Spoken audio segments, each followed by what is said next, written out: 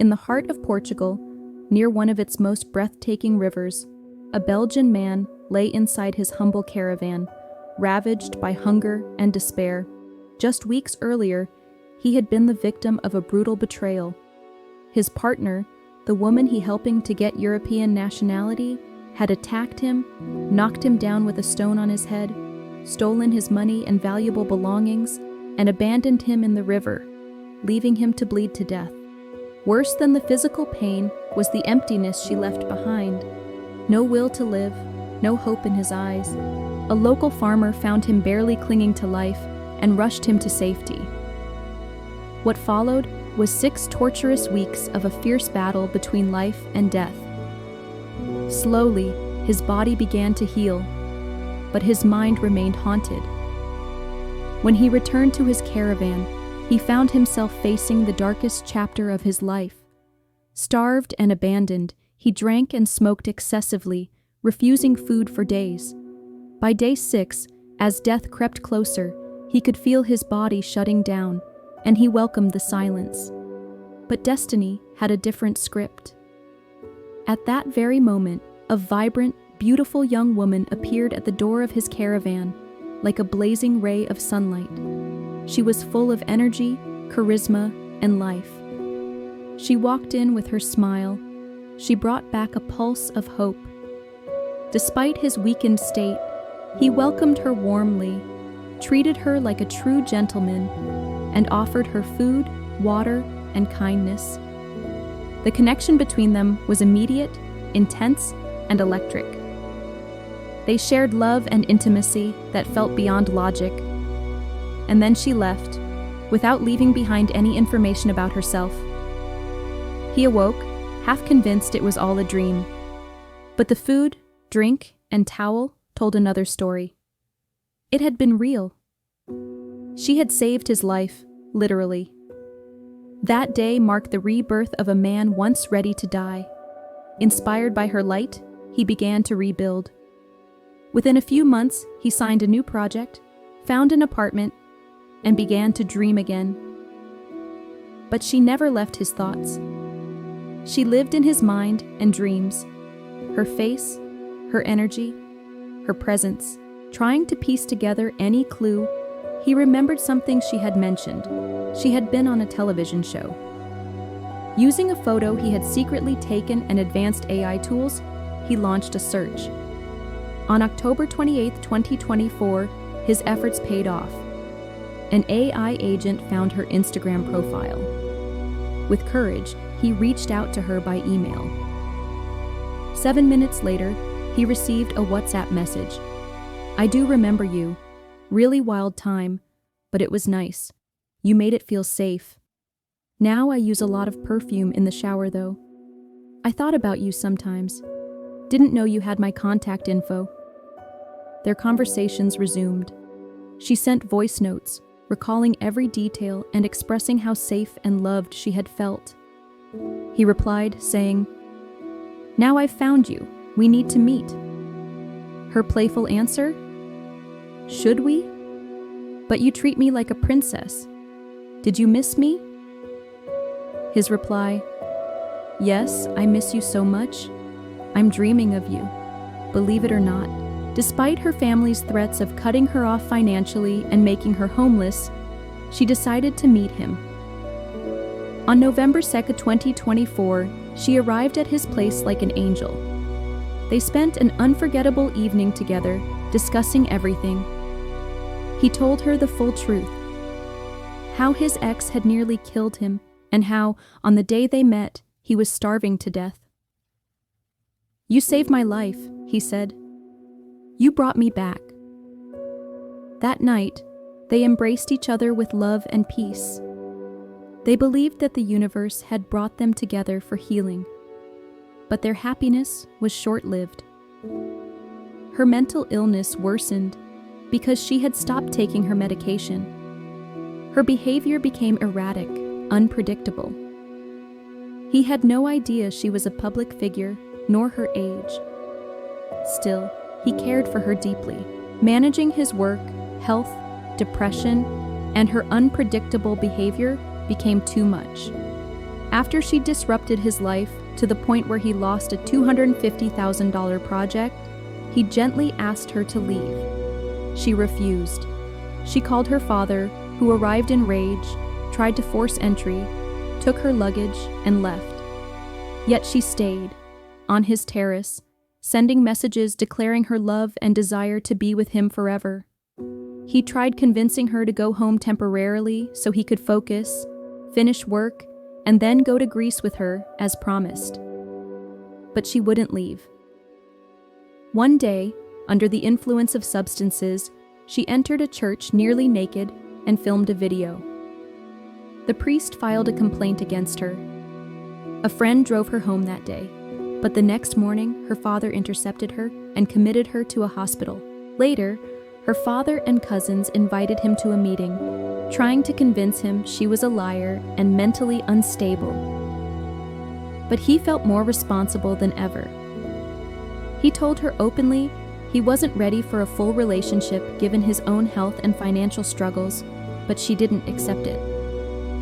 In an effort to push her away for her own good, he had a sexual encounter with a girl she had met during the church incident. He hoped this would cause her to lose interest. But she considered his honesty as a reason to trust him even more.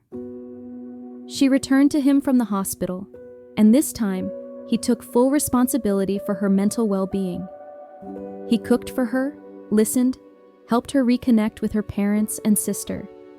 He refused to do anything without her father's permission and asked for his blessing before taking her to Greece. In mid-December 2024, he visited her family, had dinner with them, learned about her medications, and left with her for Kefalonia. The road trip was magical. She laughed, sang, posted videos on Instagram.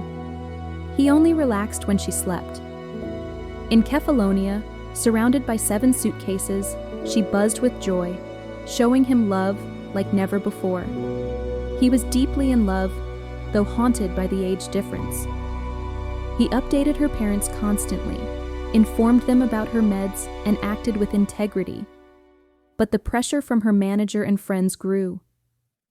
"What are you doing with this stranger?" they'd ask. She got scared and said maybe she should return. He asked her to give it a few more days. When that didn't help, he booked a flight, but couldn't find a direct one. So he drove her back himself.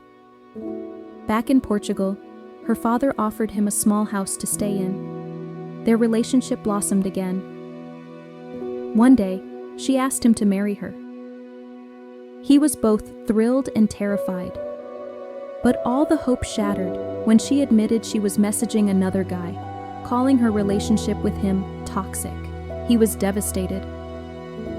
He checked her tablet after she left and read those words. It was like a knife to his soul. He packed in the middle of the night, crying on the road back to his caravan. He fell into deep depression, considered ending his life. After 2 bottles of wine, he passed out. She kept calling the next day. He ignored her, but eventually answered, worried for her health. She cried, begged him to come back. Her mental state declined rapidly. Her family decided on electroconvulsive therapy.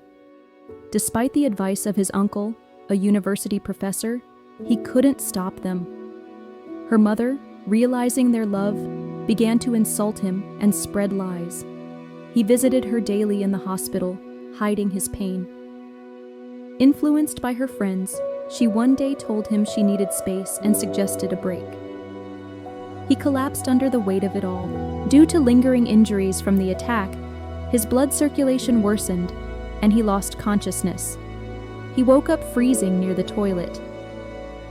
He gathered himself and went to the hospital. When he recovered, he left again, but not for long. She contacted him once more.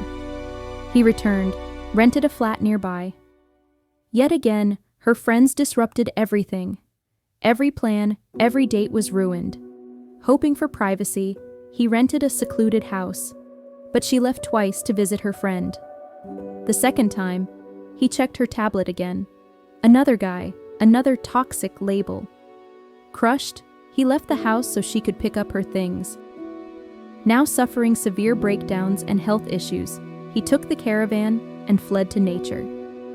Just before leaving, she called crying, begging for another chance. She wanted to join him in the caravan.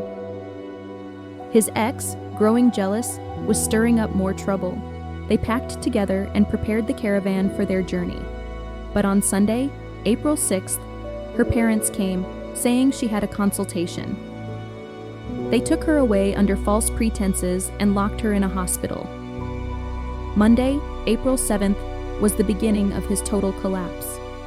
Work collapsed, his car was seized, his accounts were frozen.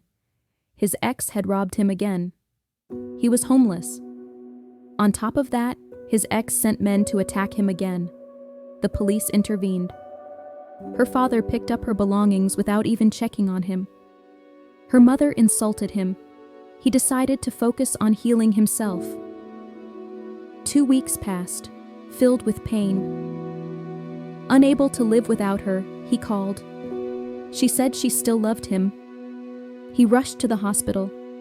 When he was with her, her father came and accused him of drugs and prostitution.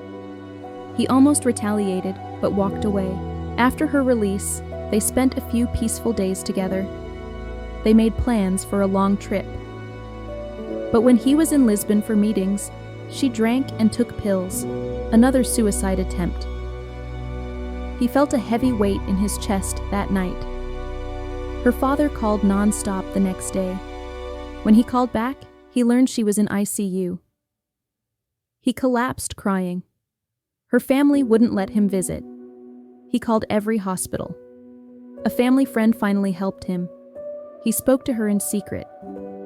She said she'd be discharged the next day, but the doctors delayed it. Her family planned it all to cut him off. She confessed she still loved him, but couldn't lose her family. When he told her he knew everything and asked her never to contact him again, she retaliated by destroying his reputation. She went on TV, radio, social media, accusing him of causing her suicide attempt. He was attacked twice by her followers. But slowly, people saw the truth. Support poured in. One woman, who followed their story from the start, reached out and supported him daily. He withdrew. On July 5th, 2025, he accepted a dinner invitation from a blonde girl who had been pursuing him. During dinner, he opened up. He wasn't ready for love. She said, "I will help you, love you, take care of you." They spent the weekend together. She moved in. To be continued.